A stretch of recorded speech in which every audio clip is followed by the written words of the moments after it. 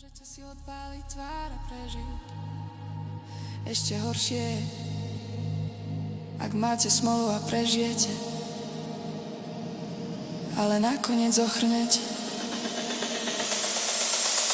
Ahoj.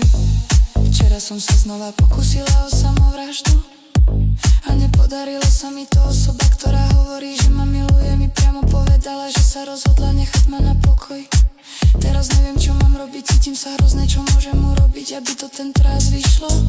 Robím to dnes, nemám nič, toto je jediná cesta von. Mám zbraň a svoj plán, ani moji blízky ma nebudú brať vážne, budú prekvapení, je mi to jedno. Nikto nepočúval moje prekliaté volanie o pomoc, nikomu to bolo jedno, nikomu konečne mám odvahu to robiť.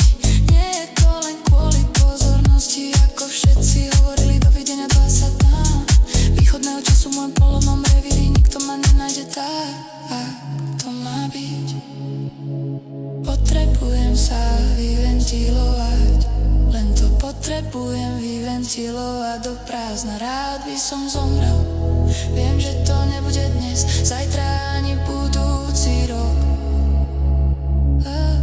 Mám na seba priveľa práce hneď, ako to bude dávať zmysel, urobím to. Nemôžem sa dočkať, nie som dôležitý pre nikoho zvonku, ak riešim ich problémy. Nič sa netýkam na nikdy, dúfam, že čoskoro to budem môcť prijať a už sa nebudem starať o všetkých ostatných.